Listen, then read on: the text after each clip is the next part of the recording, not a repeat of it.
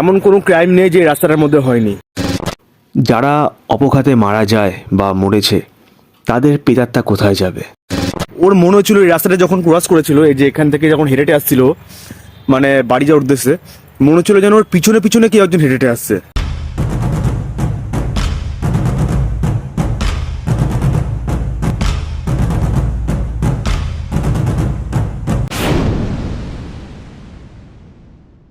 জয় শ্রীকৃষ্ণ বন্ধুরা, the first right channel তোমাদের সবাইকে আরো একবার স্বাগত জানাচ্ছি। আর সবাই তোমরা কেমন আছো? তো যেমন কথা দিয়েছিলাম আমি কিন্তু কথা রেখেছি।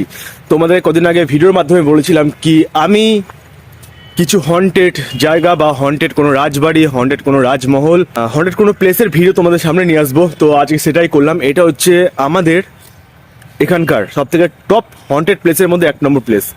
এই রাস্তাটার ব্যাপারে সবার আগে একটা কথা বলে দিই তোমাদেরকে আমি। এই রাস্তাটা আজ থেকে প্রায় ধরে নাও 2003 কি 4 সাল, ঠিক আছে, 3-4 সাল বলা ভুল হবে, 2002 থেকে 5 সালের মধ্যে এমন কোনো ক্রাইম নেই যে রাস্তাটার মধ্যে হয়নি। মারার থেকে শুরু করে ছিনতাই থেকে শুরু করে সব কিছু হয়েছে রাস্তাটার মধ্যে।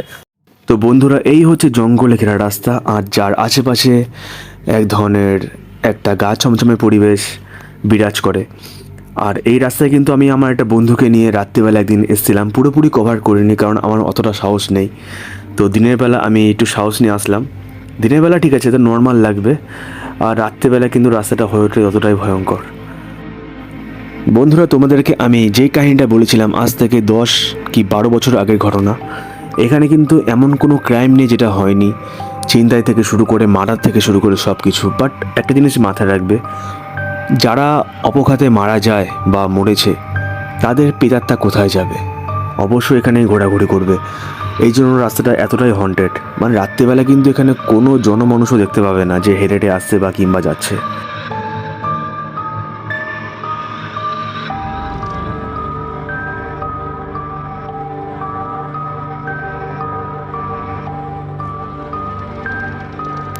তো বন্ধুরা, তোমাদেরকে আমি রাস্তায় পুরো ঘুরিয়ে দেখালাম, মানে গলিটার মধ্যে চারিদিকে দেখতে পেলে তোমরা দুই সাইডে কিন্তু জঙ্গল ছিল, জঙ্গলে ঘেরা রাস্তা। এখন তো মোটামুটি ভালো করেছে রাস্তাটা, মনে হচ্ছে একটা রাস্তা দিয়ে যাচ্ছি আমরা।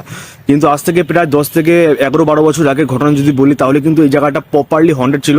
আমার একটা বন্ধুর নাম বলি পঙ্কজ। তো ও কিন্তু এখানে এক সময় মানে শুনেছিলাম নাকি চাকরির পড়া পড়তে আসতো। তো ওর কিন্তু মানে পড়ার টাইমটা আমার রাত্রিবেলা ছিল। আর রাত্রিবেলা কিন্তু এই একদিন খালি পড়তে আসছিল, একদিন পড়তে আসার ফলে ওর মনে হচ্ছিল এই রাস্তাটা যখন ক্রস করেছিল, এই যে এখান থেকে যখন হেঁটে আসছিল মানে বাড়ি যাওয়ার উদ্দেশ্যে, মনে হচ্ছিল যেন ওর পিছনে পিছনে কেউ একজন হেঁটে আসছে। তো এরকম একটা ব্যাপার রাস্তাটায়। তো সেদিন থেকে ও চাকরি পড়া ছেড়ে দিচ্ছে, মানে পড়া ছেড়ে মানে ওইখানে আর যাই না বলতে গেলে। আর আর বন্ধুরা, তোমাদেরকে আমি একটা কথা বলতে চাই, যে কোনো হন্টেড জায়গায় দেখবে, যে কটা হন্টেড জায়গা আছে তার সময় কিন্তু রাস্তার আশেপাশে কিন্তু একটা নির্দিষ্ট জায়গায় হনুমানজি, বালাজি, আমাদের হনুমানজির মন্দির কিন্তু সবসময় থাকে। যে কোনো হন্টেড জায়গায় যতই থাকুক তার সঙ্গে কিন্তু আমাদের বজরংবলীর মন্দির কিন্তু একটা করে থাকে নির্দিষ্ট একটা জায়গায়। তো তোমাদেরকে সেটাই দেখাবো আমি কোন জায়গাটায়। একদম ওই সাইডটায় আছে, একদম এই সাইডটায় আছে, ঠিক আছে। যেটা বলছিলাম বন্ধুরা, প্রতিটা হন্টেড জায়গার আশেপাশে কিন্তু একটা নির্দিষ্ট করে জায়গা করে দেওয়া হয় বজরংবলী মন্দিরের স্থাপনের জন্য। তো এখানেও কিন্তু আছে।